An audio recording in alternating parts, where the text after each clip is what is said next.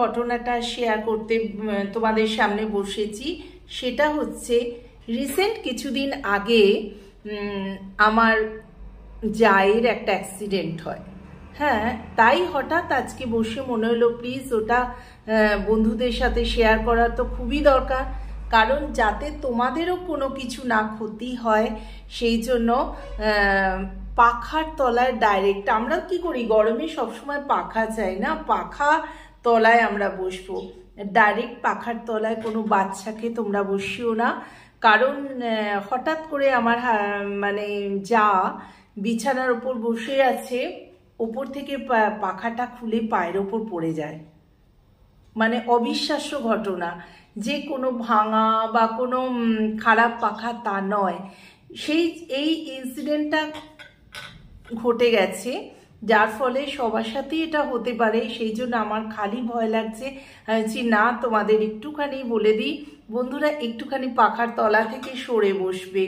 বলা যায় না কখন কার কি বিপদ ঘটে, আমাদের তো সব সময় মনে হয় যে আমরা কি করে ভালো থাকবো, তাই জন্য বলে দিলাম বিশেষ করে বাচ্চাদের একটু পাখার তলা থেকে একটু সাইডে রাখবে, ডাইরেক্ট পাখার তলায় রাখবে না।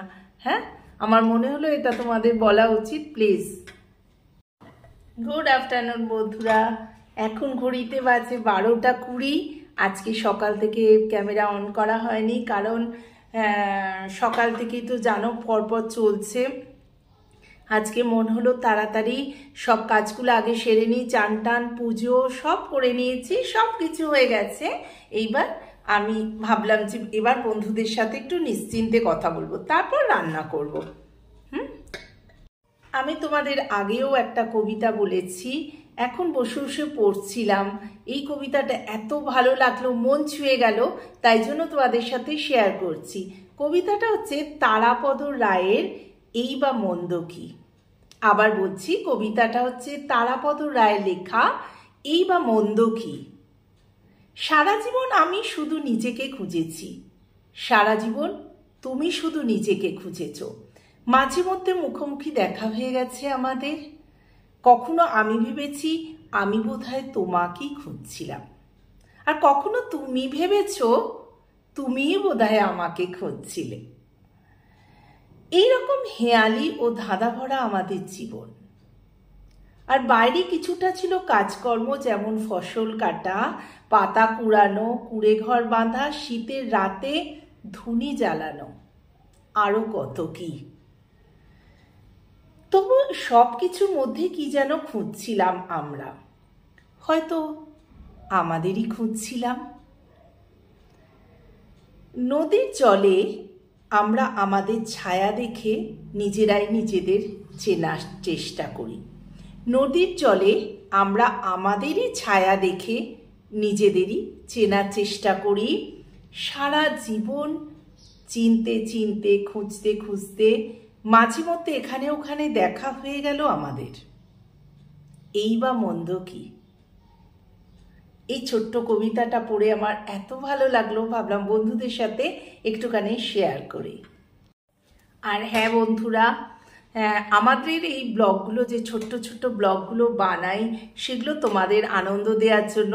আর প্লিজ তোমরাও একটুখানি দেখে আমাদের আনন্দ দাও, এইটাই তোমাদের কাছে একমাত্র আমার চাওয়া। প্লিজ প্লিজ ব্লগগুলো দেখো, আর সঙ্গে সঙ্গে সাবস্ক্রাইব করে দিও আমার চ্যানেল কাবেরী জীবন কথা। বন্ধুরা, আজকে রাত্রিরে চলে এসেছি ঘুগনি নিয়ে। আজকে ঘুগনি কড়াই ভিজিয়েছিলাম, তোমাদের বলেছি কিনা মনে নেই, কি বলি মনে থাকে না জানো তো। এই দেখো ঘুগনি কড়াই করেছি নারকোল টারকোল দিয়ে, জাস্ট ঘুগনি কড়াই হয়েছে। আজকে আমরা বেলায় খেয়েছি বলে রুটির পর্ব আজকে হবে না, তাই গোপালের জন্য এই দুধ ল্যাংচাগুলো এনেছিলাম। তা গোপাল খেয়ে নেওয়ার পর আর কে খাবে, আমরাই খাবো, তাই এটা রাত্রিরে এইটার সঙ্গে এ দেখো